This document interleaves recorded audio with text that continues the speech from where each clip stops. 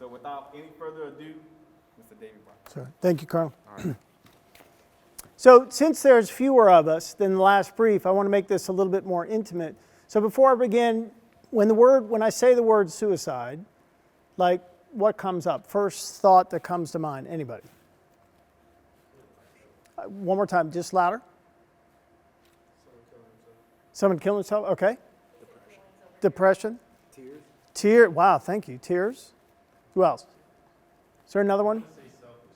Okay, nope, got it, understood.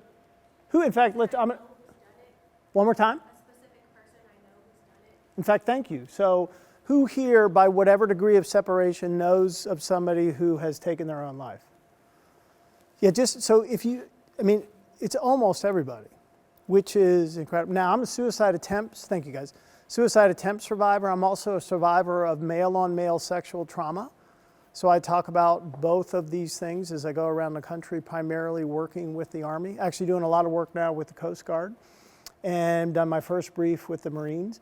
And so what I'd like to do for these next roughly 75 minutes or so is just tell you a bunch of stories, but because we're a little bit more intimate, I won't necessarily pause for questions during certain points, but I want you, if you will, to hold questions in your mind. Now, I'm actually going to go back to the soldier who'd said about selfishness. So who here thinks that the act of... Can I grab you the lapel because you got some people that are... Absolutely. Okay. So, I thought my voice was louder than it is. Who here thinks that the act of suicide is selfish? Okay. Yeah, no, and I appreciate, which I totally get. I mean, I can totally understand it. And what I'd like to do today is to just offer you a different perspective. I'm not going to use any data. The PowerPoint that I use is either going to be pictures or it's going to be quotes, because I'm not a statistician. There's no initials past my name. I have what they say, a lived experience. And just work to offer a different perspective on this. I'm going to say some things that are different. They're just, it's my opinion. I'm not here to tell you everything that I say is right. I don't know. I believe these things. I'm very passionate in my belief about these, but I'm not saying I'm right. So while the incredible team in the back, while Jackie and Brian are working on that, let me tell you why I'm here, and it's because of this guy. So this is my brother, retired Major General John Bartley. So we lost our father. I was just 7. My brother is 11 years older than I, so he was 18. This really is my dad. And this man continues to be the most significant source of support for me in my ongoing journey from mental illness to mental wellness. Now, my brother's one of those Mustangs. He actually enlisted in the Army in 1970 as a loader on an M60 tank in Germany, went E1 to E5, ultimately went to college, pinned on his butter bars, branched armor, and then just worked his way up. Never a below the zone guy. And part of it was, he didn't make any friends above him because he was committed. Hey, sir, I'm going to tell you what you need to hear. I'm really not concerned about what you want to hear. And as you can imagine, soldiers loved working for my brother. Now, you wouldn't think that a guy like this, 42 years in uniform, one of the best tank commanders of all time, the first company commander, the first M1 company commander in Europe, battalion commander 369, senior brigade trainer at NTC, and so on and so forth. You wouldn't think that a guy like this would be emotionally available. And yet my brother is exactly that.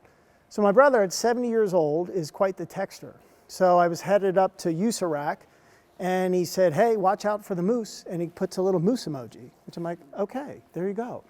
So in every conversation, in a series of back and forth texts within a single span, this is how my brother ends every single one of those. Love you, love you, love you. My brother doesn't tell me that because I want to hear it. My brother tells me that because I need to hear it. So I never had a chance to put the uniform on. Wanted to go to West Point, didn't have the grades, and it just worked out that I never had a chance to enlist. And now life has given me this opportunity to go around the country and to work with thousands of soldiers. I'm going to pause at that moment. Brian, thank you. No, that's okay. Is there? Oh, there it is. Okay.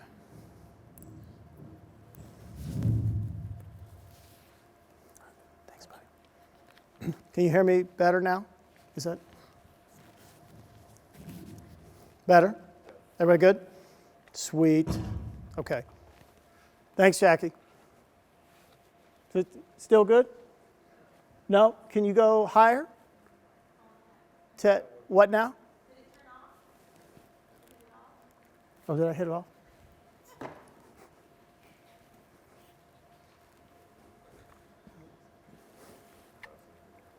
Yeah, it's on.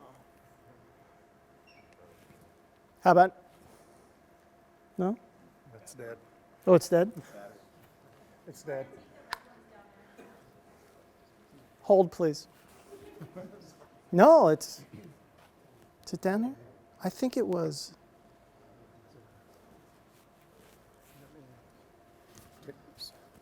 Does this work right now? Yeah. When you can, will you bring down the other one? The blue. Yes, you should go back up there and turn that one on. One more time? Okay, give me just a second.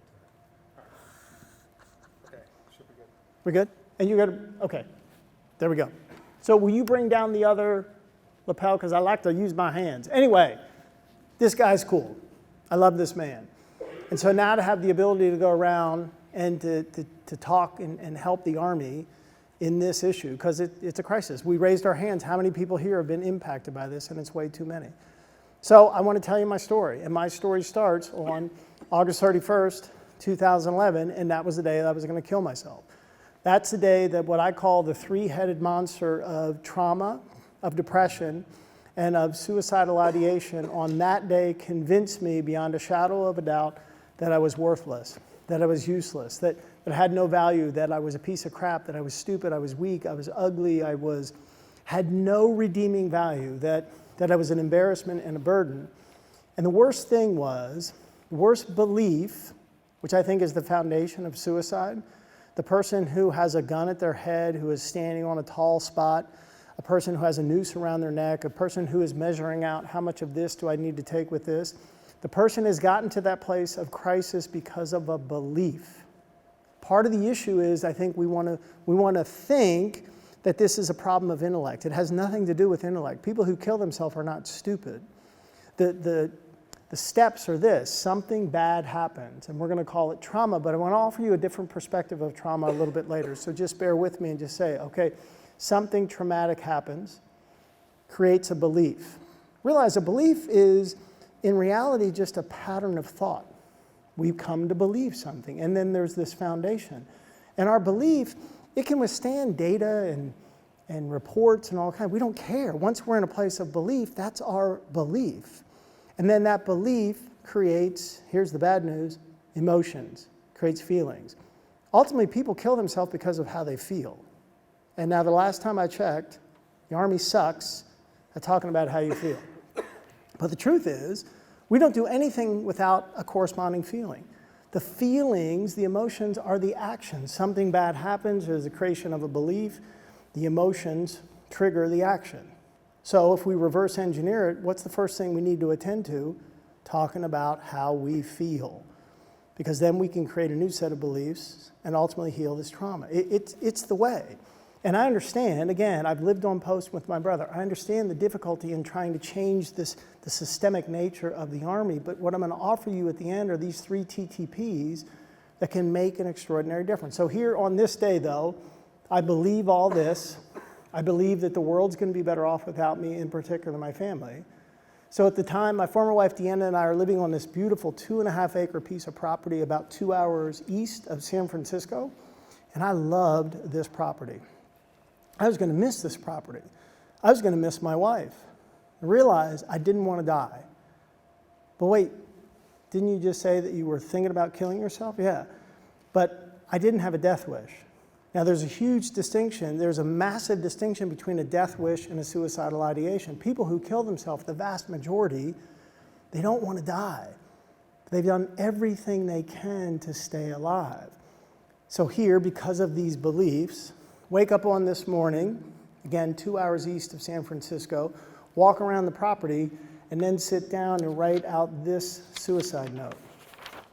To my beloved Deanna, my family, and my friends, I have decided that the time has come for me to go. I am choosing to end my life so I can be free of the pain in my heart and soul the betrayal of my mind, and the depth of self-hatred that I feel most every moment of every day. I've become the burden I wish I never would and a drag on those around me. I am a damaged shell of a boy, not yet close to the man I should be, the man you deserve, and the man that you need me to be. Everyone will be much better off without me. I am so very sorry. Then I took the note and I got in my red Dodge Dakota pickup truck and made a short 20-minute drive from where Dee and I lived to what's known as the Forest Hill Bridge. Now, everybody, of course, knows its iconic cousin just 2 hours to the west in San Francisco. San Francisco Golden Gate Bridge is 250 feet above the beautiful San Francisco Bay. The Forest Hill Bridge is 730 feet above the North Fork of the American River. It is actually the fourth tallest bridge in the United States. Now, for reasons that I will share, terrible, awful, tragic reasons, I had thought at that point at 48 years old about killing myself literally thousands of times. I had driven to the bridge before. I chose this method specifically. I didn't want to miss with a gun. I didn't want to risk the chance that the noose wouldn't hold my weight. I didn't want to miscalculate the number of pills washed down by alcohol. I didn't want to risk the possibility that my vehicle wouldn't be airtight, but no one's going to survive a drop of 730 feet. And someone's going to have to retrieve my body, and I thought maybe it would make it a little bit easier if my body was in the water. So here's this day. I drive my vehicle here, park where I thought was ideal, where in time the vehicle would be discovered. Turn off the motor, pause for a second, put my hands on the 10 and 2 position of the steering wheel, take a deep breath, grab the note, put it in the center of the dash, keys in the center of the note, exit, have the thought, wait, I just got to make sure that the door's unlocked. It is. Cross over, come to the closest end of the bridge. Now the bridge, as you can see, is laser level. It is beautiful. It's 2,000 feet long, and the view is extraordinary. But when a person is in a moment of crisis, the normal broad aperture of our minds comes down about the circumference of a paper towel roll. Like it's the only thing that we can consider at that moment. This is the only option. And for me, in reality, the only thing I can see, and you can't see it in this picture, there's a light post right at the middle. So I don't notice. It's like I'm a carriage horse with blinders on. So all I can see is this light post. So I make my way to the middle, turn to my left, barrier hits me across here. I reach out with both arms. Now I'm teetering almost to a place of being perfectly horizontal, but at this point, 2% of my body weight, 51% rather, is on the safe side, 49% now is looking down at the river. So I bend over, and I feel everything though. I wasn't comatose. So I felt the bounce on the bridge deck as the cars went by. I felt the breeze coming up from the river. I felt the sun, end of August, Northern California. It's hot even by midday. But I'm focusing, and I'm looking, to a certain degree, picking a spot. Like, this is where I want to hit. Now, when you do a mission, you have checklists. So for me, my checklist was, am I a total piece of crap? Yes. Am I useless? Yes. Will everybody be better off without me? Yes. Is it going to hurt? I couldn't check the box because I didn't know. I had Googled 2 nights before, how long does it take a body to fall 730 feet? And it's 7.5 seconds. I imagined that, but I couldn't answer the question. Is it going to hurt? And that's a beautiful thing because that uncertainty, the ability not to answer the question, kept me hanging in a positive way in that space long enough for somebody to have been passing by, to obviously have looked up on the situation and think, dear God, something's not right with this picture. Call 911, and a sheriff's deputy approached me from the left-hand side and do the thing that I'm going to implore, to beg, to ask you to do for every day for the rest of your lives, not just while you're in the Army, but for as long as you're on this earth. He created connection, and connection creates hope. In addition to his service weapon and his taser, he had hope on his belt, because the reality is hope is a lethal weapon against this enemy. Because hope saves lives, because people like me, we don't kill ourselves when we feel hopeful. And I'm not talking about this just in some figurative way. I will show you literal ways to do this. So I'm taken off the bridge and then ultimately to a psychiatric ward. Now you would think, okay, you're going to a loony bin. You're going to a nut house. You're going to an insane asylum. And that's certainly what I thought. I was 48 years old, as mentioned. The only thing I'm thinking about is Jack Nicholson and One Flew Over a Cuckoo's Nest. And at the end of the movie, they literally do a frontal lobotomy. They take part of his brain out, and then they show this scene in which they're moving him back and forth, and you can hear his brain sloshing around in the now too big of a cavity. And I'm thinking, now I'm angry. But I realized, as somebody said to me one day, and I thought, no, that's not right, and then I realized, yes, it is. Anger is a secondary emotion. We're not angry just to be angry. There's a reason that we're angry. So I'm angry because I'm afraid. 2 acronyms of fear. The first is forget everything and run, like I want to get out of this place. But there's also, as I learned later, not in that moment, fear can also be false evidence appearing real. We validate our feelings, like you get to feel how you feel. So I'm in the back of this ambulance, big man's back there. His name is Tom, he's a huge EMT. Without saying anything, he takes his hand and he puts it right on my heart. And he said, brother, my God, I can only imagine how frightened you are. And you know the beautiful thing? You know what he didn't say? He didn't say, hey, brother, I know exactly how you feel. Because we don't. There's good intention behind that. But when we get somebody, we're in the space where somebody begins to share something especially difficult, and we say, oh man, I know exactly how you feel. What we've done is we've ended the conversation. I don't want you to tell me your story. Now I want to tell mine. There's good intention, but we got to keep the conversation going. Just say, I can only imagine how you feel. How many people had he made that trip with? It had to be hundreds. He said, hey brother, hand on my heart. Hey brother, I can only imagine how afraid you are, how scared you are. But you got to hear me. You're going to a good place. These are good people. And then he said something that I didn't take. Maybe he said it to everybody. It didn't feel that way. It didn't feel like this throwaway statement. He said, you know what? I just know you're going to be okay.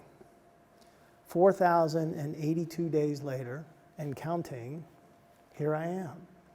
It's not been easy. This is a tough road, but to have the honor to be here with you today. So here I go on in this 15-day odyssey, this 15-day life-changing experience in a psych ward that was unbelievably positive. I'm going this way. My family finds out, okay, where I'm at and why, and they can't process it. They're like, what? Like, wait, David, me, thought he was worthless. David, me, thought we'd all be better off without him. It made no sense. I mean, 11 years later, people will still come to me and say, I just can't get it.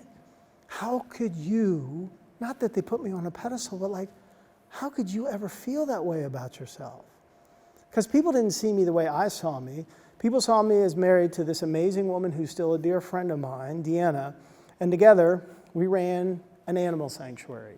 And the sanctuary was called A Chance for Bliss. And if you love animals, and my animal-loving brothers and sisters here, you would have loved the sanctuary. It was not a little sanctuary, it was a big sanctuary, home to as many as 100 at any one time.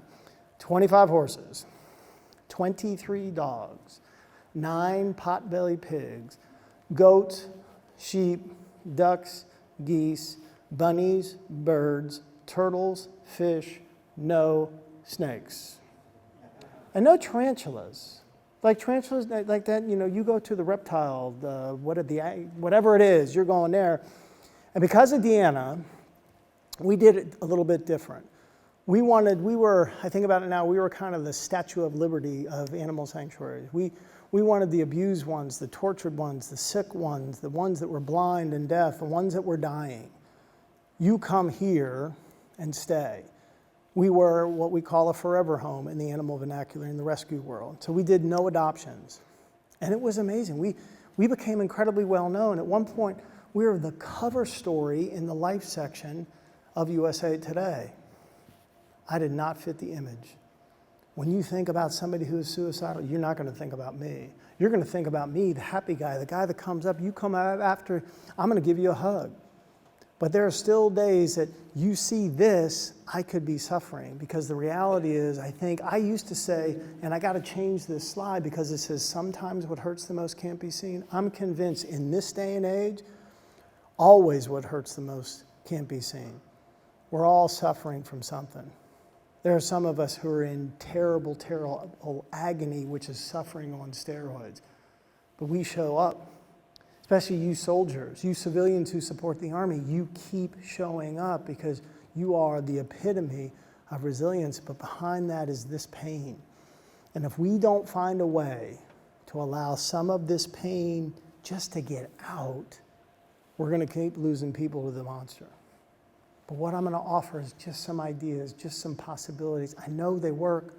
They're not perfect. They're not going to solve the problem in totality, but we are going to move to the point where we can have less people get to that place of hopelessness. And that's why I'm here. And no one knew. And there's all this great conversation around signs, which is so important, but what about when the signs are not there? And I think at a minimum, and I don't have a basis for this, but I think based on my experience, easily half of the time that somebody attempts or completes suicide, there are no signs. We're left wondering, like, why did we miss? You didn't miss anything. There was nothing my family could have done. It wasn't their fault. And how could they help? Because they didn't know. And so what I'd like to say is if we use these things, we can have an inkling into the potential seeing of signs. But just 14 short months and me showing no signs, me looking like I was perfectly well, me running this animal sanctuary, 14 months after being in USA Today, there I was on a dark spot on a tall, tall bridge, one heavy thought away from killing myself. But sometimes, right person, right place, right time. Sometimes connection, and connection always creates hope. And in the presence of hope, at least in the moment, you are going to be safe. And 4,082 days later, here I am. This beginning, this continuing journey, as I say, from mental wellness to mental wellness. And here's what I want to share with you. I call it the why, the feeling, the cause, the healing, and this thing called connection. You will have 3 techniques in hand. If you become masters at these, you will impact people in ways you have no idea. You will create hope for people that keeps people upright, and you'll never know. But I'm telling you, I can tell you from my own story and from hundreds of other stories. So first question is why people kill themselves. I'll tell you, I don't know. I don't know why. But what I do know is I think there are 2 things that come together that form the foundation from which all individual whys spring forth. So the first thing is when you're depressed, you become convinced that everything you think is true. Now, Chef David Chang is like a Gordon Ramsay Michelin star winning chef who's had his own fight with bipolar. And I was driving one day and I heard this quote and I'm like, bingo, that's exactly right. So now I will take the liberty to pass out or to trade out the word suicidal because it's perfectly accurate. When you're suicidal, you become convinced that everything you think is true. Now, we all have this steady stream of thoughts in our life. In a normal course of events, we can distinguish. Yep, that's true. Nope, that's not true. Good God, that's crazy. Not quite sure. But in the moment of crisis, like right here, like standing on that tall spot on a dark, dark bridge, you don't have the ability to distinguish thought. I keep saying this because it pisses me off. Aristotle, who if I ever see him, I'm going to smack him in the mouth. Aristotle has this quote, and I'm not just being silly, but it unfortunately is emblematic of what we as a society don't know. Aristotle says, it's the mark of an educated mind to be able to entertain a thought and accept it or not. Like, yo, dude, I'm not an idiot. But in that moment, we have this unreasonable expectation that somebody is all going to be able in an instant to dismantle 40 years of belief in just to make, like, oh no, I should know that yes, indeed, I'm worthy. Oh, I should understand that no, this is not selfless. It's a selfish act because it's going to hurt people. You don't have that ability to do it in a moment of crisis. And because of what we're doing now is we're expecting people to do that. And when they can't, now we're going to shame them and make them wrong. So they're like, okay, I'm never going to share how I feel. Well, how's that working for us? It's not. People are dying because of it. So in that moment, when you're suicidal, you're convinced everything you're thinking is true. And in that moment, it becomes harder to live than it is to die. Now you think, well, wait, what are you talking about? Like, what happens when we hold our breath? Our body is begging to exhale and to take in a breath. In other words, that the strongest instinct for a human being is the instinct to survive. Like, dude, Baldy, what are you telling me? How could it ever be more difficult to live than it is to die? And the analogy I use is the Twin Towers. Plane hits upper floors. All that jet fuel explodes, and there are people who are trapped there. They have a choice. They can be burned alive, dying, or they can jump. It's not hard for us to imagine us standing in that position. It would literally be more difficult, harder to live than it is to die. For somebody like me, it is unfortunately a very similar experience, except the inferno's not coming that far. It is right here. It is eating your soul. Soul, however you define that. I'm not saying this from a religious perspective. I have no other word that whatever this battery thing is inside of me that keeps me moving forward in this vehicle, that's what's dying. It's like opening up your mouth and drinking battery acid every single day. It's like being punched in the mouth repeatedly throughout the day. It's like waking up, and as soon as you open your eyes, the first thing you feel is disappointment because you think, why didn't I just die in my sleep? It would be so much easier. It's the experience of emotional pain that belies description, but let me try. So imagine a time that you've had some sort of acute physical pain. Let's say you tore a hamstring. Let's say you have a toothache. Let's say your back hurts. Let's say you ripped your rotator cuff. Now imagine you've had that pain for like 10 years, it just won't go away. It's just there. Like you can't do anything to get away from it. Now take a time that you've been so sad, you literally don't think you will ever smile again. And with that sadness, when you go out in the world, you're like, why are people smiling? There is no reason to smile. Maybe you put your dog down. Maybe your grandparent died. Maybe your best friend got killed by a drunk driver. Whatever it is. Now take a time in which you felt so disappointed in yourself. You're like, you either said something or did something, or you didn't say something, or you didn't do something. You were so disgusted with yourself. Like you hate yourself. And now take fatigue. So take pain that won't go away, sadness that you can't recover from, self-hatred in which you can't look at yourself in the mirror, and then add fatigue. And wear that like a garment, like a heavy coat, dipped in water, frozen in ice, electrified every single day. Like right when you wake up, as soon as you pull the covers back, you wear that. Imagine you feel like one of the dogs that came to the sanctuary. His name was Winston. Winston was a Boston Terrier. So it's a smaller version of a bulldog dressed in the black and white of a tuxedo. Now, normally Bostons are ridiculously and annoyingly happy. This was taken on the very first day that Winnie came to the sanctuary. And the reason now that my dog, we did no adoptions, now my dog looked this way, the reason I use this as a terrible analogy, but very, very accurate to what it feels like, is that some monster decided that the best use of my dog was to use him as a bait dog in a dog fighting ring. So now you realize they don't put a bait dog in with one dog. I mean, the dog would have some fighting chance. No. They put a bait dog in with a whole group of fighting dogs. And of course, the purpose of the bait dog is to give fighting dogs a chance to maul and to eviscerate and to tear apart a living sentient being with a soul. Believe me, yes, they do. Like that's Winston's fate every single day. Like, what do you do in a situation like that? Well, what you do is you retreat into a fetal position and you hope and pray, dear God, let this stop. Like, come on, man, get out of bed. Like, no, I can't. What are you talking about? Don't be lazy, just get out of bed. Well, that person, this is what it feels like. One person said it this way, I am now the most miserable man living.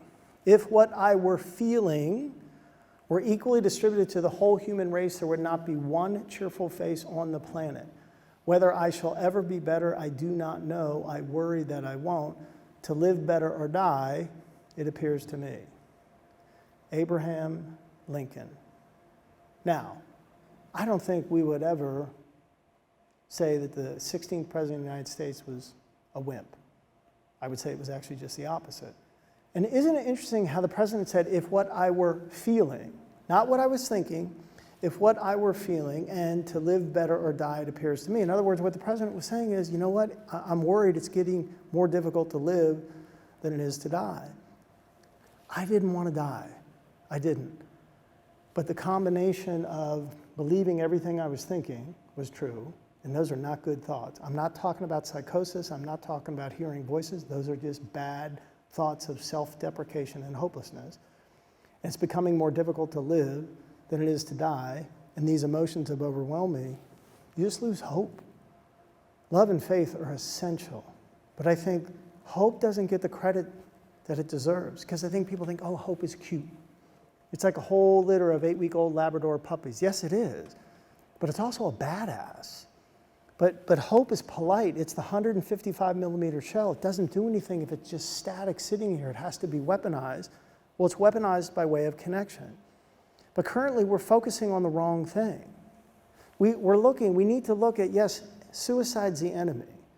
But unfortunately, we have this belief, all well-intentioned, that ultimately we can eliminate suicide from the human condition. I don't think that's possible.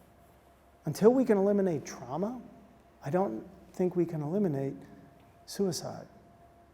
So I see you. Suicide's the enemy, but it's not the target. We need to shift over and focus on the people who are doing everything they can to live. But in the absence of hope where I was, I went into the psych ward, and there my life changed in ways that were astonishing, unbelievable. On the second day, I sat with a psychiatrist. And this man was an amazing man, and at first, like, I'm sitting with a shrink, I'm like, But the guy just had this incredible energy. And what he did is he helped me understand, like, how did I get to this point? How could I ever feel this way? How could I ever see myself in this light? And what he helped me realize is I was standing in this riptide, in this undertow of two things. One was genetics. It can be an influence. That grandfather had killed himself. Father had indeed suffered until he died at 41. Ultimately suffered terribly from clinical depression, but cancer took his life. And the doctor said, David, you know, this genetic thing, it can play a part. But I said, David, I don't think if you just had the genetic influence and didn't suffer from this other thing that I think you have, I don't think you'd be here. I don't. And he said, David, I really think it's all about trauma. And then he allowed me to go and to talk about trauma that I've never talked about. The first was rather obvious. And what he did is I didn't think it was traumatic. When he asked me how old I was when my father died, and I said I was just 7, and I'll never forget, he took his hand and he said, David, when a little boy loses his father at such a tender young age, it's a trauma that can last a lifetime. Now, at 48 years old, you'd think, come on, man, that happened 41 years ago. Hey, like, get over it. Well, no, you know what? Sometimes you don't. Sometimes that thing just leaves a mark. Sometimes that thing just hangs on you for the rest of your life. And then to hear it from this man, like, oh my God, like, the truth will set you free. But then even more importantly, he allowed me to give voice to something that at 48 years old, I had never shared with another human being. But I hope you've been in the presence of a person at least once where you just, like, you feel safe. And before I could give it conscious thought, I shared with him that when I was 11 years old, I was a new member of a Boy Scout troop, and on 2 different occasions, I was brutally sodomized and tortured and raped and molested and subjected to horrific, terrible, awful things. And when I said all that, I had instant regret, because the monster who stole my innocence and robbed me of my hope and all good things, after each time he subjected me to that nightmare, he told me that it was an initiation and all the boys go through it, but we never talk about it. So I'd lived for all those years feeling like anything but a man. Like, a real man would have put up a fight. A real man would have tried to run away. A real man would have tried to do something. But a real man, the last thing a real man would have done is just lay there and be filleted like a fish. But sometimes, right person, right place, right time, this extraordinary man, like, he took off his doctor part of who he was. And what he did was exactly what we would hope a father, a grandmother, a grandfather, a brother, somebody who loved us, and when they found out what we had endured, he did that. And he reached forward and he took my 2 hands in his in that way that we've all felt. The first time that we've held somebody's hand, to be in the loving embrace of somebody, that he held my hand that way and said 4 simple words. He said, "It's not your fault." I couldn't understand that.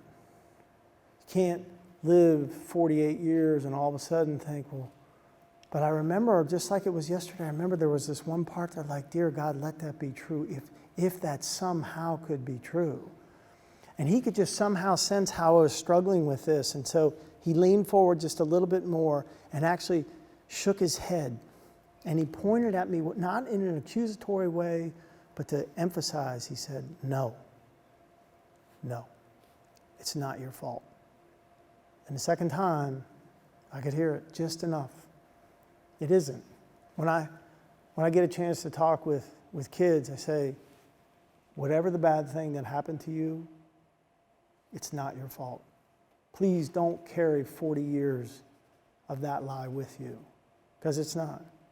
I did nothing wrong. It wasn't of my choice. The trauma that happens to all of us, it's not our fault. Could we have made different decisions? Sure. But none of us deserve to be traumatized. And I think it really is this whole thing, the genesis, the match, whatever you want to call it, it's all about trauma. And this quote is so amazing. Trauma fractures comprehension like a pebble shatters a windshield. The wound at the site of impact spreads across the field of vision, obscuring reality and challenging belief. Yes. We've all been in a car and something's hit the windshield. We're like, oh my God, it scares the crap out of us. And you know what's interesting? So we can get hit. You know, there's a fender bender, there's a scratch on our new paint job, something. If we look at that on our car long enough, like we don't even notice it. Every time we get behind the wheel of a car, if there's something on our windshield, we always see it. We never lose sight of that thing. And if we don't attend to it, what happens? It spreads across the field of vision, obscuring reality and changing belief. It impacts everything. There's no way the trauma can't change the way that you view the world, no matter what the trauma is. But society has, we as society, not just the Army, we have this terrible, terrible, terrible habit of rating and ranking trauma. So people will look, society will say, okay, yep, you know what, David, thank you for sharing. That's traumatic. But they don't look at a young officer, a young woman whose parents got divorced when she was young, and how that situation still impacts her and how it weighs heavy on her. We'd say, well, come on, just suck it up, you know, it's no big deal. We don't recognize that trauma. We don't recognize all different forms of trauma. We think it has to fit in a certain type of box, and if it doesn't mean anything. But I found this quote that is just so freaking great, because to me, this is what trauma is. Cambridge Dictionary. Severe and lasting emotional shock and pain caused by an extremely upsetting experience. Severe and lasting emotional shock and pain caused by an extremely upsetting experience. You know why this is so great? Why I am just like jump up and down excited about this? For two reasons. One, you know what this says is, it's unique to the individual. It just has to be an extremely upsetting experience. And the other thing is, there's no box. You know, you go into the doctor and the doctor will, you say, okay, have you had this? Have you had this? Have you had this? There's no checklist. Have you been raped? Have you been abused? It doesn't. All it says is this. Until the Army realizes that trauma is unique to the individual, it does not have to be a specific thing. We're not going to realize what the genesis of this path from trauma to belief to emotion to death. Until we realize this is what it is and have a greater sense of compassion, striving to understand, compassion being curiosity without assumption, we're not going to solve the problem. We're not going to be able to save lives. And that's why I think that suicide's the enemy, but it's not the target. And let me give you an analogy in regards to that. So World War II, we're losing all these planes, all these bombers. So they look and think, okay, let's look at the planes. Well, all the bullets are around the fuselage. Makes sense. They're trying to kill the pilots. So we'll just add additional armor there and we'll be okay. So they put armor around the fuselage and they're like, wait a second, we're losing all these planes. Nothing helped. And a mathematician came and said, hello, you're looking at the wrong thing. You're looking at the planes that came back. You got to look at the planes that didn't come back. You know where those bullet holes were? In the engine, in the heart of the mechanism. They added armor there, didn't lose so many planes. We're looking at the wrong thing. We're trying to do this. We got to do this. This is a malady of feeling. We need to reinforce a person's soul, person's heart, not just try to change the way they think. We got to help people change the way they feel. That's what we're not doing in the Army. And I can say we now because I want to be part of this to serve and support you. It breaks my heart every time a soldier loses this fight. I can't stand it. It's not okay with me. I'm not going to stand by and not do anything.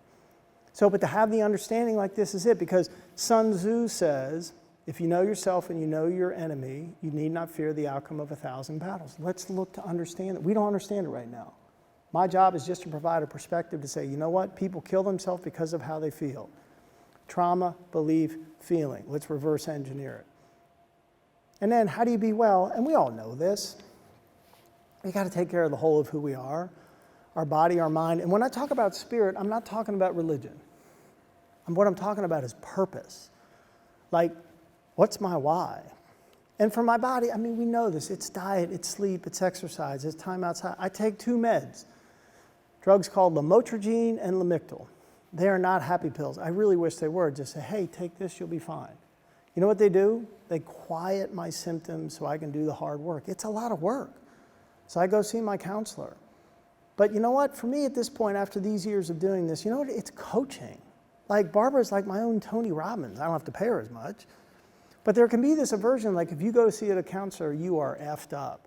So sometimes people don't need to see a counselor.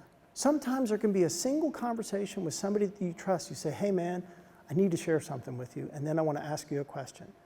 And so you pick the person that you trust and you share with them, hey, I'm having these thoughts, I'm thinking this is how I'm feeling. And then here's the question you ask them. Hey, do you see me any different as a result of this? I will put all my chips to the middle of the poker table and say, they're going to say no. And there's a high likelihood they're going to say, you know what? Thanks for sharing, because I felt that way too. That can be enough. Sometimes you need to go sit with a chaplain. Realize in chaplaincy, there is this perfect bubble of confidentiality. The chaplain's not going to, will they mention the word God? Well, of course they will. But they're not there to convert you. They're there to give you a chance to let your soul breathe and maybe go through a course of therapy. And stuff has been amazing. It helps me think different.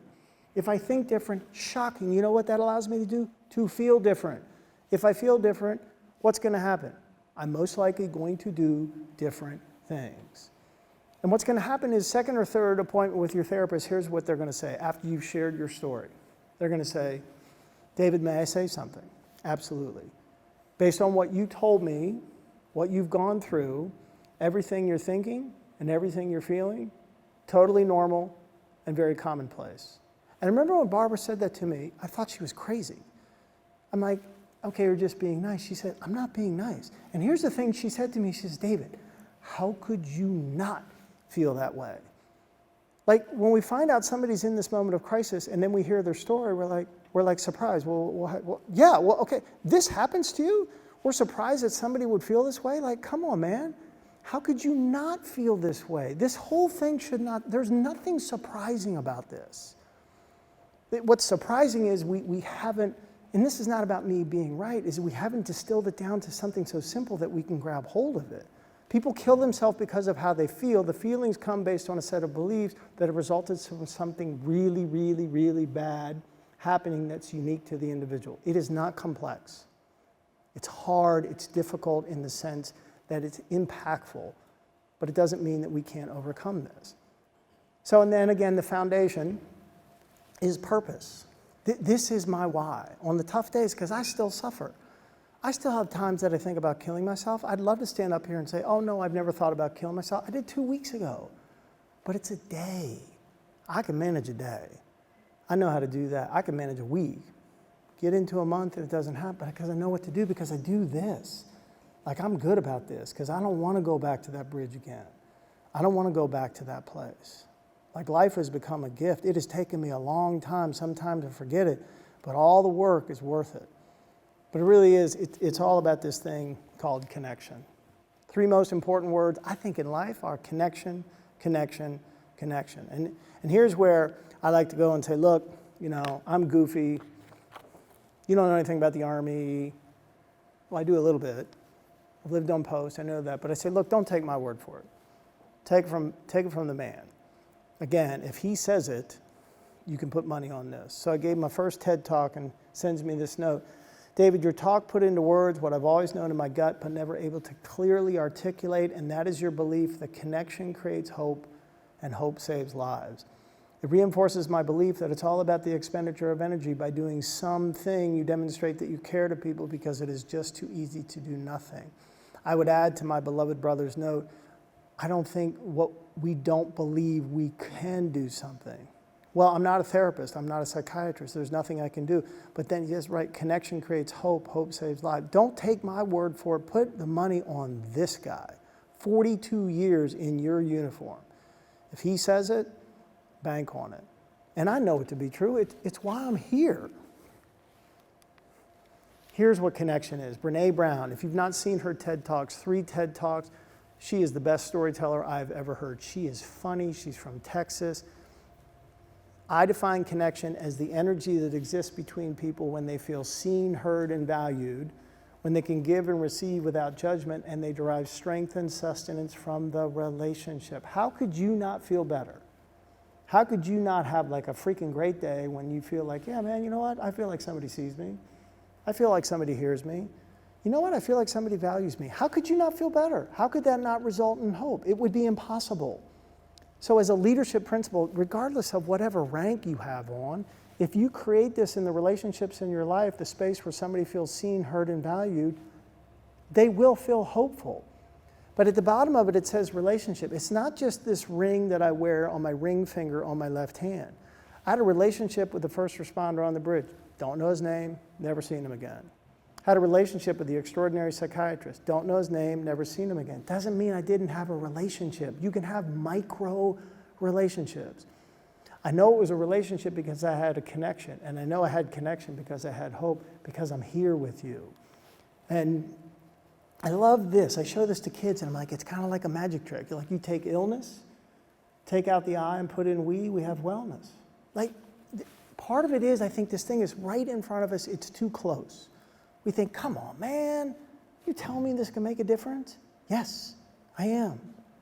I'm telling you that the weapon is not at our feet, it's in our heart. We know what I'm going to share with you at TTPs. I don't have to convince you that it works because each of you have been on the receiving end of all 3 of them. You know it works. All we have to do is just get to the place of critical mass. Just to use this, in the words of my great friend, Lieutenant Colonel Matt Atkins, who's the division chaplain of the mighty 10th Mountain Division, he said, connection will be the water in which we swim. I'm like, amen, chaplain, that's exactly right. Because it's all about hope. Shakespeare, the miserable have no other medicine, they only have hope. And what is hope? Back in the 50s, did a thing called the hope experiment. So rats are known as really good swimmers. So they took a rat, little Michael Phelps, put him in a container of water and said, all right, dude, how long could you swim? Like, okay. So you think like a little rat, about 15 minutes. Pretty impressive. Like those little 4 legs going, like a little motorboat. At the end of 15 minutes, he's like, okay, I'm going to succumb. So right at that critical moment, researcher takes the rat out of the water, puts him on a solid surface, and gives him a chance to breathe. And then puts him back in the water. Like, didn't give him a day, didn't give him an hour, gave him just a little bit of time for his breathing to normalize and said, okay, Mr. Man, you're such a good swimmer. You did 15 minutes the first time. How long the second time? You know how long the rat could swim the second time? Not 16 minutes. That'd be amazing. Not 12 minutes would be amazing. You know what it was? 2.5 days. 60 hours. You can look it up. It's called the Hope Experiment. How can that be? What are you talking about? Actually, it's quite simple. Rat has the experience. I was rescued the first time. Why wouldn't I be rescued the second time? Hope literally defined, not just some fuzzy thing. The literal definition is the expectancy that something good is going to happen. I do a lot of work with the Coast Guard. What an amazing organization. So the Coast Guard has this training vessel called the Eagle. It's one of those big sailing ships. So the story is there's a coastie, which is what they call it. It's like a soldier. He's 60 feet up. He's in uniform. It's night, bad seas, pitch black. slips, loses his balance, falling, hits the rail, shatters his femur, he's in the water. Like, good God. Like, as you can imagine, it's going to take a little while to get that boat turned around. They can't even see him. So God love him. He's treading water with a broken femur for whatever period of time. You'd think, okay, I can't last in that thing for 30 seconds. The coastie who saved him, who came, was there, and he said, David, this was an amazing thing. We came upon him, pulled him out of the water, and he said, we asked him, say, dude, weren't you freaked out? And he said, no, I knew you were coming. You don't, like, if we can give people hope, it floats, like literally. If we can give people some semblance of hope, maybe they make it to the next day. And then maybe something else happens, they can make it to the next day. Okay, you know what? Here, 4,082 days and counting. Not because of anything great, because one, there is work to do. I do that work. But because of the connection that continues. One of which is by my beloved brother. Love you, love you, love you. Like every single one of those texts that my brother sends me and he tells me he loves me, I'm like, forgive me, that is good shit. Like that's like right here. That's amazing. And we saw this at the sanctuary like countless times. You know, you look at God love Winston. Like yeah, that's what depression looks like. You know what happiness looks like? It looks like freaking that. That's the same puppy. Like, he was a brat. My God, was he a brat. Like, look, so this front right leg was kind of fused in this like right angle. Other dogs would go by, he'd take the floppy paw and he'd smack him on the ass. He was just so happy. And this is a dog named Destiny. And one of the issues with my trauma that still remains, the thing that is hardest for me to this day is I have terrible, awful, embarrassingly bad body dysmorphia. I hate to be naked. I do. I know the reason, you know, what was done to me at such a tender young age, and it still lingers. And I just recently started to talk about this, and I want to do it because I want to honor the women who in the Me Too movement have had somehow this unbelievable courage to step forward and raise their hand and like, this happened to me. And the only reason I'm able to stand up here and share this in some hope that it makes a difference for somebody is because what women have done. But it still impacts me to this day. I don't know how long. And I use the picture also to look at, this is a dog who came. This is Destiny who came. This is what my feelings look like. That's the same dog. And if you think about what the weight and the smell and the stench and all of these other things that the monster puts over you, you know what connection is? It's like a pair of clippers. You like shave all that off. This is what's underneath. I'm not at the point where I can see myself like that. It's still hard, but when I show this slide, I'm like, maybe one day I can, but I know that it's possible. And so the question then becomes is, how do you create connection? And I go back to this before I share this is, there's a lot of education about the signs, and they're really, really important, but my concern is I think minimum half the time they're not there. I don't want to set us up to be guilty. Like, oh my God, what happened? What did I miss? My family missed nothing. It wasn't my family's fault. There's nothing my family could have done because they didn't know. So the only chance we have to potentially see the signs are we've got to be connected. We have to expand. And this is not arduous. All I'm talking about is just adding some elements to who we are as human beings. Now, 3 ways: recognition, understanding, and expression. And I love this. First thing we want to do, if I want to connect with this beloved soldier here, the first thing I have to do is to recognize his existence. Like, I see you as a physical entity in front of me. And recognition is the acknowledgement of something as valid. You're worthy of my time. Now, who here has had the experience where somebody has remembered your name and you had no expectation that they would? Yeah, isn't like that just so great? Why is that important? Let's just say I am having a horrific day. And you see me, but I am feeling completely isolated. I may be thinking about killing myself. And I walk by you and think, you know what? I feel like the world doesn't see me. And all of a sudden you say, hey, brother David, God, my God, man, it's so great to see you. That simple act of recognition can names. And I'm like, yes, you are. No, I'm no good with names. Yes, you are. You just haven't practiced. And here's the technique. P-A-R-A. First thing, just pause, stop. And then ask people. Hi, my name's David. What is your name? Hi, my name is Stephen. I always spell it. You can spell Stephen 2 different ways. So is it S-T-E-P-H-E-N or is it with a V? People who have one version or the other, they're very passionate about it. They think, in fact, that the other version is either stupid or inferior. Just like take the time to spell it because it's a way. And then I ask people, do you like your name? You'd be surprised at how many people do not like their name. It's easily 25%. In fact, does anybody here not like their name? Wow, bless your soul. Chief, may I ask, what is your name? What's that, sir? What is your name? Jason. You don't like Jason? Nope. Wait, could you tell me what's behind that? I never liked it. No, there we go. I didn't think it was a cool sounding name. So, have you ever thought like if I had a magic wand, Chief, and I said, okay, boom, you could be this name? When I was younger, yeah, but. What was it when you were younger? Oh, I don't even remember. Right, like stud or what? No, thank you. So I mean, I think there were like, who else doesn't like their name back here? So, brother, what is your name? Paulo. You don't like Paulo? Paulo. Paulo? Paulo. Paul with an O. Thank you. You don't like it? I've come to like it, I guess, a little more because I knew behind it. Right. But when I was younger, it was because it was hard for people to say. Right. And like it was a bit odd. It wasn't a regular name. Right. Because it's more ethnic to my dad's side. Right. So I never really liked it for that reason. No, I get it. So it's more of like, I guess, I was a little ashamed or embarrassed of it. And I didn't like telling people what it was because they never got it right.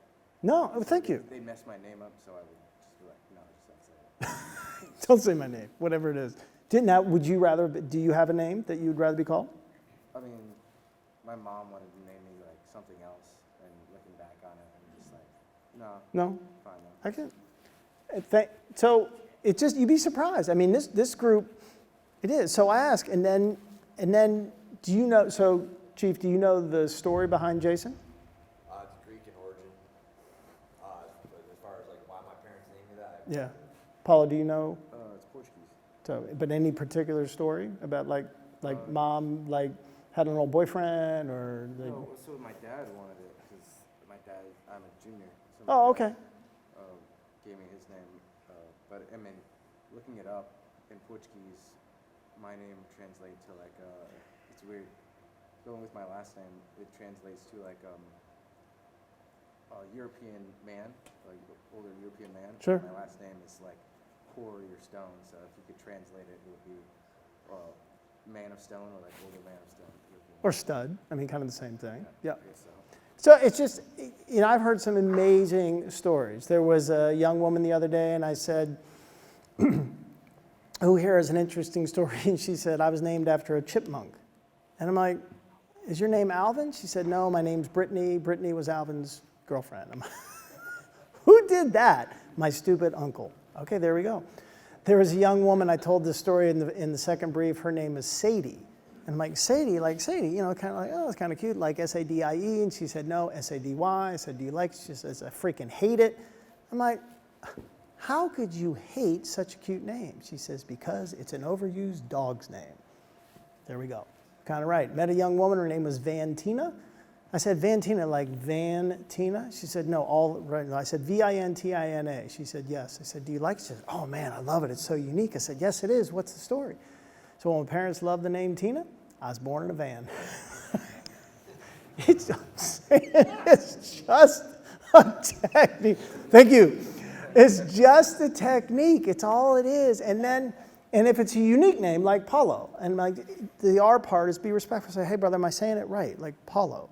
Yeah. And then even if you screw it up, like I think typically if you at least give it a try, like, yeah, thanks for trying, and create an association. So there's a guy in the gym where I work out, where I do PT. His name is Billy.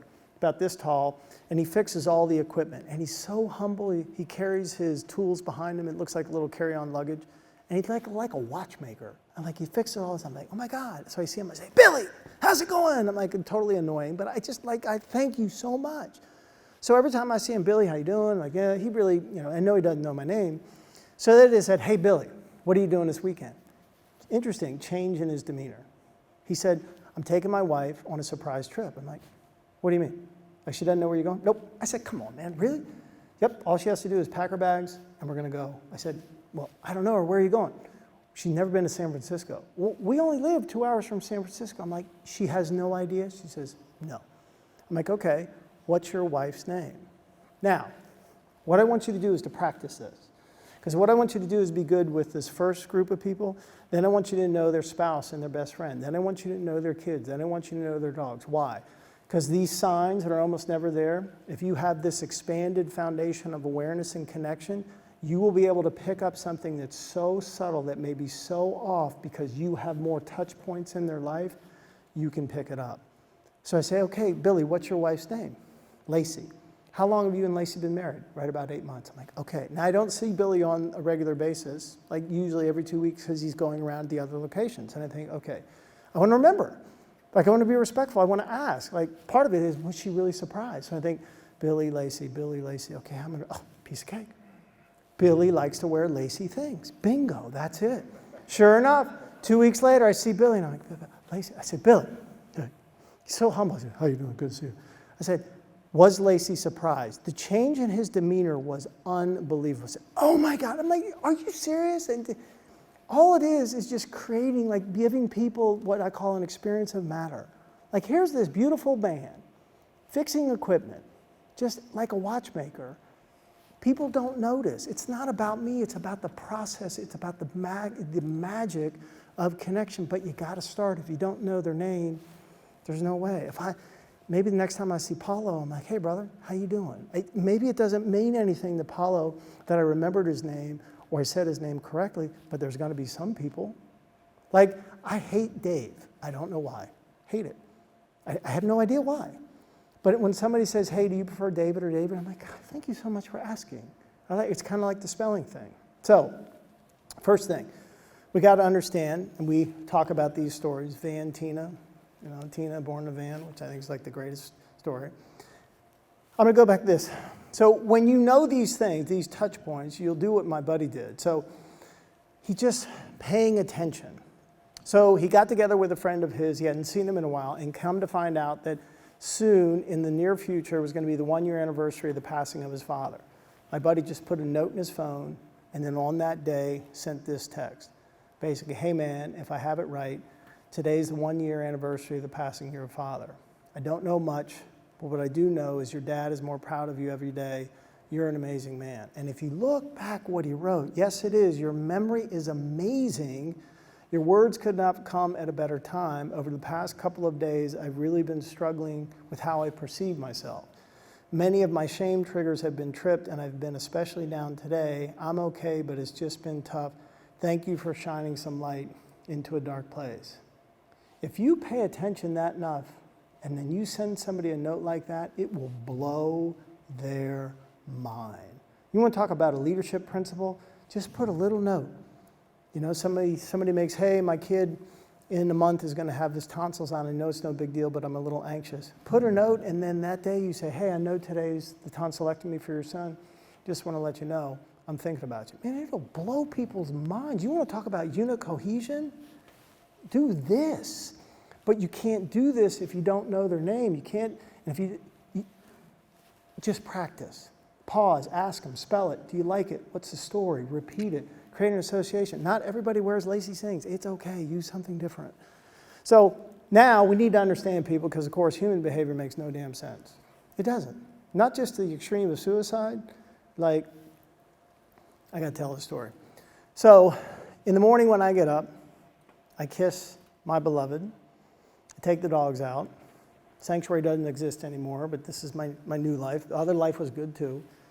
So then I empty the dishwasher. Nobody likes to empty the dishwasher. It's my contribution to my family. My family knows I do this. So the other day, I notice, here's the sink. Here's the dishwasher. Dishwasher's clean. It's empty. Someone is putting dishes in the damn sink. Like, okay, children, you know what? Here's the hashtag, military school. Like, you're out. Like, are you kidding me? Like, come on, man. Like, I'm really getting pissed off. And it keeps happening. I'm like, I want to put up a freaking camera. I'm like, So we have a kitchen island. My beloved and I are talking, and she's like, and takes the dirty glass. She puts it in the sink. I'm like, oh, no, you didn't. Like, are you kidding me? I'm like, now, my beloved sister-in-law, Stacy, is amazing. And she's all about this thing about understanding. And she says, honey, if you can remember as you teach this, the most powerful question when we see behavior that we don't understand, it's, would you please help me understand? And so through, like my teeth are gritted. Would you, honey, the dishwasher, would you please help me understand? And it's such an amazing thing because in that moment, everything calmed down. I didn't say why, because why is useless. Like if I say, hey, why are you doing that? Of course, now she has to justify herself like that ain't gonna work. Even if you say, hey, honey, why do you love me? Which may be the most dangerous question of all time. Just, hey, honey, would you please help me understand? And at that point she says, babe, I'm so sorry. I know, thank you so much for all you do. And thanks for it. Nobody wants. And you do this for the kids and I. She says, but babe, you know I got a little bit of a germ thing going on. I'm like, honey, that's fine. Yeah, I do too. Like, whatever. She said, babe, I know it makes no sense, but I have the dish in my hand, the glass. And the first thing I see when I see the handle on the dishwasher is I see nothing but germs. And I know they're not there, but it kind of freaks me out. And so I think, okay, I have to wash my hands. I got to clean the glass before I put it in. Then I got to wash the handle, put it down, put the glass in, shut it. Now I'm thinking there's still germs. The kids are going to get germs. I got to clean that, then I got to wash my hands again. I'm like, wait a second. You have to do all that to put a glass in there? She said, yeah. I'm like, honey, my God, now I understand. It is. It's just because things don't make sense. And there's always a story.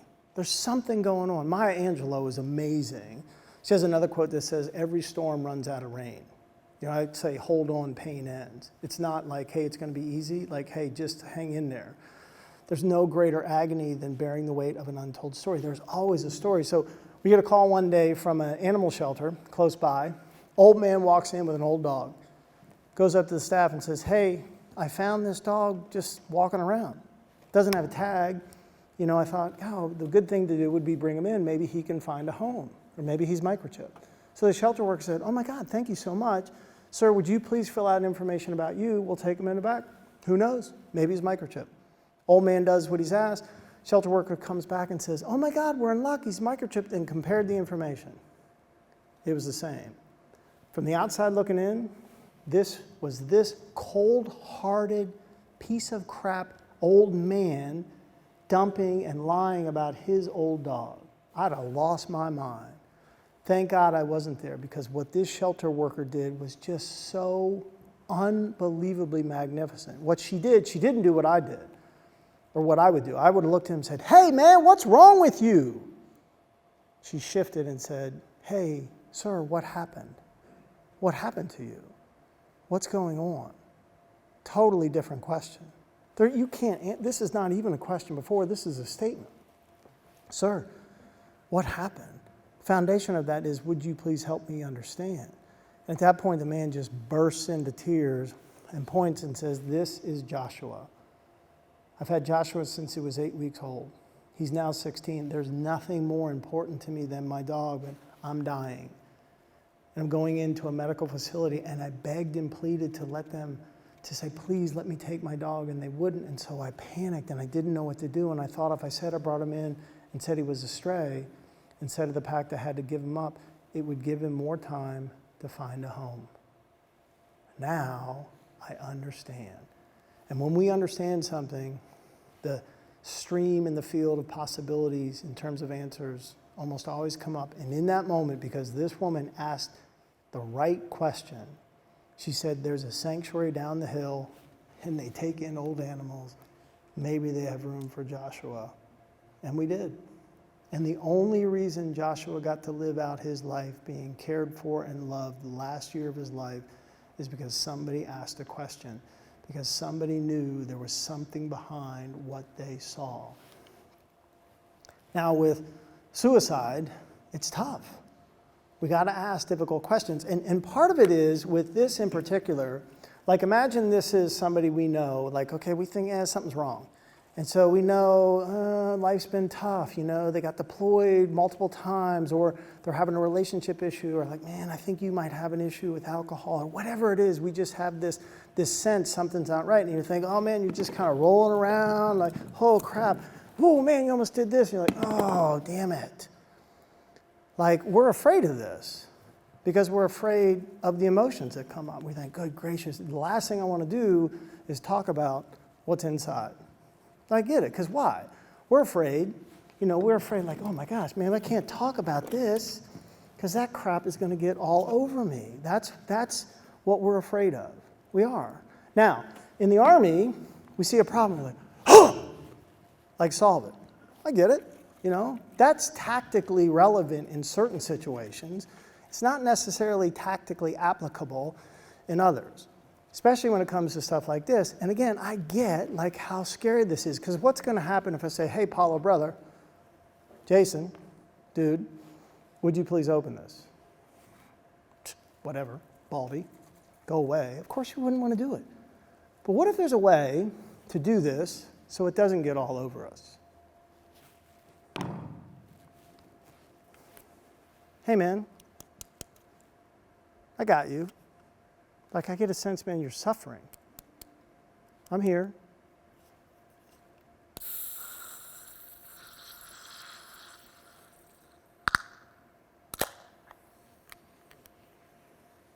What about if we just slow down? What about if we just take our time? And a little bit's going to spell, but you know what's interesting about this? That's actually sweet. And you know what? That's because connection is sweet. We know. Go back to what Dr. Brown says. What's connection is the experience when someone feels seen, heard, and valued. Like, we know what that feels like. Here's why this is also so powerful. We need to give people the space to hurt out loud.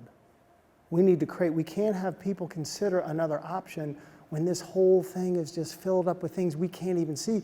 We have this idea that it's there. What about if we don't attack it? What about if we approach it? What about if we realize that curiosity slows the speed of thought? What about if we realize that the key to keeping people safe is to slow things down? What if we realize that the opposite of fear isn't calm? The opposite of fear is understanding, because the more we understand, the less we fear. But understanding is the destination. The only way that we can get to understanding is to leverage the power of curiosity, to go into the vessel of curiosity. First question. I'm standing here. I'm about to kill myself. This is the first question that the first responder asked me. Now, you would think, you can't ask that question to begin with. And he actually didn't. He said, first thing he said is, David, my God, I'm so sorry that you're in this situation. What a beautiful way. Sometimes people say, oh gosh, someone's suffering, I don't know what to do. Just say, man, I'm so sorry you're suffering. Use that word, I'm so sorry you're suffering. It's not pain, it's suffering. I'm so sorry you're suffering. I'd imagine you'd even probably feeling depressed. Hey, David, can you tell me, what does it feel like when you're depressed? You would think, good God, man, the guy's about to jump off the bridge. That's the last thing you want to talk about. No, that's the thing that's going to create the space for me to potentially consider another possibility. The truth is, that's all these feelings are inside, man. And believe me, I feel what they're like being shaken up. But see, we want to ask different questions, but these are the questions we're stepping over because we're afraid of the answers. I get it. I'm not saying that we're wrong. I'm just trying to bring it to the realization. Like Mr. Rogers said, if it's mentionable, it's manageable. So let's just talk about what the difficulty is. I just want to give you this visual to talk about what's possible if we slow things down. Curiosity slows the speed of thought. So he's like, man, and when someone shares something with you, do what this police officer did. Please thank them. Oh my God, thank you so much for sharing. Thank you. He's God, when you feel like that, this was his second question, what's it like on your worst day? What? You want me to talk about what it feels like on my worst day? Yeah. I teach police officers, I'm like, do this. Do this. My God, what does it feel like when you're depressed? What's it like on your worst day? Hey man, thanks for sharing. And here's what he didn't do. After every time I shared, he didn't say, hey man, you look like a nice guy. Hey Paul, oh my gosh, I'm sure people love you. Hey David, don't kill yourself because you're going to ruin people's lives. Are those things true? Sure. Is it going to impact people if I kill myself? Absolutely. I can't hear that until you crack this open. I can't. There's no way. It has nothing to do whether it's true or not. It has to do with how I'm feeling in the moment. But when you then just listen, and I love this quote about listening that says, our listening creates a sanctuary for the homeless parts in another person. My address on that day was 1865 Willowbrook Lane, Penryn, California, 95663. But on that dark spot, on that tall, tall bridge, I was spiritually, mentally, and psychologically homeless. This man striving to understand what was before him and then listen. And he said, damn, so here's your worst day. He said, David, what's it like on your best day? We want to ask that question first. Can't hear it. Can't hear that question. You give me a chance to create some space, maybe I can. This is not perfect. This is not the solution, the albeit solution, but it will make a difference. It will solve some of the issues. It will create an environment where people can step back. He said, what's it like on your best days? And remember, this is to me, this beautifully hilarious part. As I'm saying what my best day is, and he said, damn, that'd be amazing. Then I'm nodding my head in agreement as I'm looking down at the river and recalling what my best day is because of this sequence of questions that this man had asked. It was like magic. And yet so simple. Because he just posed a question, thanked me for sharing, posed another question, thanked me for sharing, and just listened. Can it be that simple? Yes, it can. And he said, hey, what would you like the rest of your life to be like? There was no rest of my life when I walked on the bridge. But through this series of questions, there was the one thing that happens when we give somebody a chance to tell their story. It creates one thing. One thing. You know what it is? A possibility. We can do all this right. There's still the possibility people will jump. There's still the possibility that people will pull the trigger. There's still a possibility that people will put the noose around their neck and kick away the stool. But you know what? There's also the possibility they won't. It's a possibility. We need to create the possibility for people. And here, I call these touches of grace. Walking off, big man next to me, looks at me and he says, hey man, thanks for telling me how you feel. Now I understand. Recognition, understanding, it's not perfect, but if we leverage it, it can make an extraordinary difference. So now we need to express, we got to let people know how we feel. We have to. William James is considered to be the founder of American psychology. He says that the deepest principle in human nature is the craving to be appreciated. We know this to be true, but it's not so much the appreciation for what we do, it's who we are. And I love that this whole thing about connection, it's purely reciprocal. And Mark Twain says it best, the happy phrasing of a compliment is one of the rarest of human gifts and the happy delivery of another. In other words, it gets all over us. That's why connection has a sweet flavor to it. It takes work. And my brother was just the master of the handwritten note. You know, you can imagine your home. My brother is emphatic that you be timely, be specific, and be authentic. And so, you know, people would go to their mailbox because it had to be in the mail. And all of a sudden, in the return address, my brother's very humble, just said J.R. Bartley. And people would be going through their mail and they're like, okay, the only J.R. Bartley I know would be like that guy. And my brother would always be recognized. There was a time that my brother shared with me, not to shine light on him, but to underscore the leadership principle, that one of his officers' wife's mother died. My brother wrote a note. Well, the only way you know that is you have to pay attention. Like you have to know enough touch point in a person's life to be able then. And my brother sent me a copy of the email and the officer was blown away. Like, sir, we have a war going on. How do you know this? How do you have time? But then he goes on to say, sir, I've been in this business for 23 years and I can say without a doubt this is the finest unit I've ever been part of. 5x7 piece of paper. And I've been on the receiving end of not just notes from my brother, but notes notes from others. I got a chance to work with the 10th Mountain Division, and General Beagle is the commanding general there. So I went to the mailbox one day. Now, there's this very humble envelope. And the return address, I don't see anything, and on the back is just a single sticker. It says, Milford Beagle Jr. Well, the only Milford Beagle Jr. I know would be 2-star, now 3-star, Lieutenant General Milford Beagle, the CG of the 10th Mountain Division. David, my words won't do justice in expressing my thanks or appreciation for your connection to me and the 10th Mountain Division. You have touched more souls and impacted more people than you know. The power of hope is real, and if hope for a picture, it would be you. You are the picture of hope. Now, if this man thinks this about me, maybe what the monster is having me think about myself is wrong. Like, it sets up the immediate need for a juxtaposition.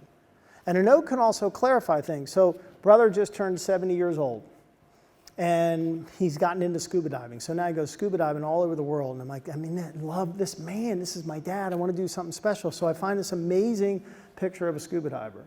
Get it blown up to 3 feet by 2 feet, have it mounted on freaking steel. Like, this thing is amazing. So he's getting ready to go on a dive trip out of the country. And I'm like, okay, I can't wait, March 15th. And even the photographer had the same birthday. I'm like, oh my God, this is meant to be. It's going to be perfect. So I'm waiting for him to let me know if he got it, because he's so good about that. So he sends me a text. He says, oh my God, thank you so much. I love the picture. I'm heading out of the country. Just want to let you know I got it. I hung it in the garage. And, you know, like the 3 dots that they have when they're going to send you another text, like, it didn't come. Like, what? I kept looking at him like, you hung it in the garage? Like, come on, man. I mean, he's got kind of a funny sense of humor.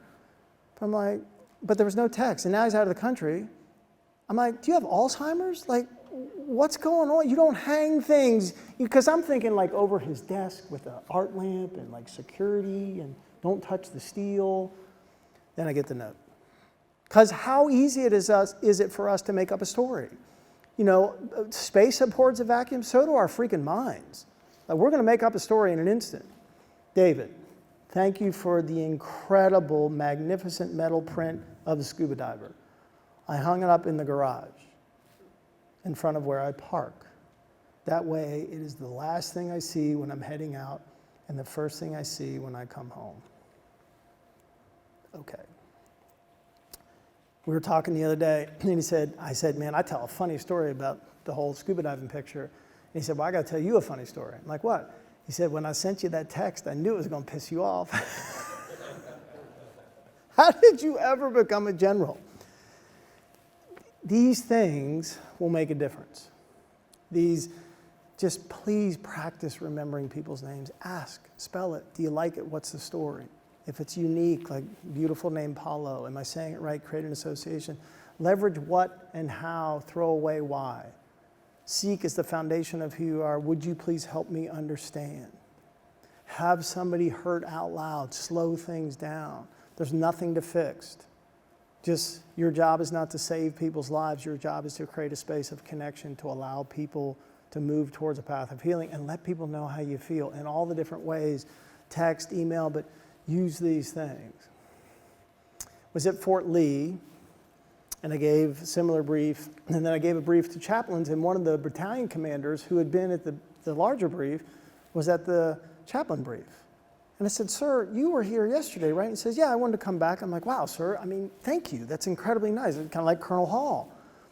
And he said, David, at the end of the brief, would you please come to my office? And I said, absolutely, sir. So he said, David, Lieutenant Colonel Trouse in Fort Lee, the battalion commander, the quartermaster battalion. He said, David, my experience in the Boy Scouts was the total opposite of yours. Like, I became an Eagle Scout. He said, I am so incredibly sorry for what happened to you. What happened to you should never happen.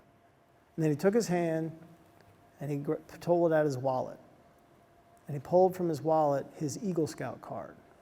And you could tell from the card that he had had it for a long time. Specifically, he said, David, I've carried this card for 24 years. And he said, now it's yours. And I said, sir, I don't understand. I don't understand. He said, no, you've earned this. Now you keep this card. You want to talk about like an expression and an act, like the monster. The colonel, I don't think will ever realize what the impact of that act can be, how that act, along with the other things, what my brother does, what the doctor did, what Colonel Hall now, and my relationship with him, what Jackie and Brian, all these touch points of connection have changed me, have helped me move to a whole nother place. And I think if we just become masters at this, we will create a different climate in which a culture of connection and inclusion and belonging and purpose, that you just, again, in the words of my buddy Matt, they become the water in which we swim. It just takes effort. It's not a one and done. Connection is an art form. I screw it up all the time. There's still going to be people who pull the trigger. There's still going to be people who jump, but there's going to be some who don't. And I think we can just continue to move the numbers down. One last quote and one last quick story. Drew Ramsey is an amazing psychiatrist, and he meets with people like me. I've not met with him, but people who are suicidal, overwhelmed with these sorts of conditions. And here's what Dr. Ramsey said. It's the problem and the solution in one short paragraph. Someone you see today is thinking about killing themselves. Your smile, your question, your love could save them. Trust me, they told me it did. And you think about these patients who came in to be with Dr. Ramsey, and he said, hey man, somebody smiled at me. Well, you know what they did? They recognized him. Hey, somebody asked me a question. Well, you know what they did? They sought to understand them. Hey, somebody told me they loved me. They expressed. It can. One of the dogs that came to the sanctuary was another Boston Terrier named Murphy. Now, again, animals that came had to be in a special situation. They really had no place else to go. And so Murphy comes. He was a beautiful Boston Terrier. And we were just told he had a critical, life-threatening, like if it's not cared for, he's going to die. But I looked at Murphy, I'm like, he looks like he's fine. Like, come on, man, somebody just didn't want their dog.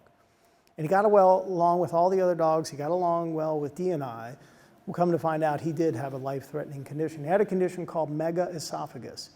So a dog on all four, when its esophagus is enlarged, it can't contract, so it can't move food from the throat down to the stomach. So in reality, Murphy was starving to death. And so I'm like, well, what do you do? And we were end of life, so I thought, well, we'll just keep him comfortable and then help him make his transition. But my former wife, like, you want to think about a mama bear? Like, Deanna was not going to, like, she was going to figure out a way, and God love her, she did. And here's how it worked. Murph, as we called him, would start to eat. And somehow Dee, because she was a mama bear, knew that when Murphy had eaten just enough, but not too much, when it got down to about here, Dee would go down and scoop Murphy up, prop him up, pull him into her chest. And as soon as I saw that, I knew it was my turn to do my job, to take a seat. And I go sat in my favorite chair, and we do this exchange. Like with Paulo and I would hand Murphy too, and I'd hold Murphy in that same upright position. What Deanna discovered was, it was Newton's famous discovery of gravity that could take the place of malfunctioning anatomy. And Murph and I would sit there for 30 minutes twice a day and allow life to do the work. And to mention the story, because sometimes I think all we need to do, we can literally save a life just by sitting down with somebody. If we can just let them, if we can prop them up, if we can give them time to digest, to share, to do all these things, to process the difficulties of life. If I look at Murphy, we did it twice a day, 30 minutes a day, and off he'd go. I think a lot of it is just to be willing to show up and to do our thing. To realize that your smile, your question, your love, our smile, our question, our love could save people. We can win this fight, but it's going to take work. It's not a one and done, but you're the greatest army of all time. I have faith in you. Thank you for allowing me to have one of the best days of my life to be in your presence. Please know how much you're loved and adored and respected. God bless.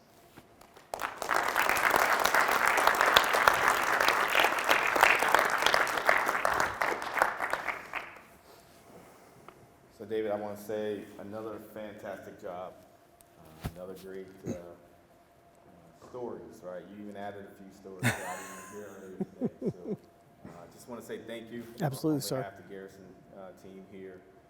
Thank you for coming out. Thank you for being a part of this. Thank you for sharing your story. Absolutely, sir. The vulnerability, right? You know, being vulnerable, Thank you. being open, right? Because that's really what matters, right? When we talk about building connection, that's what it takes.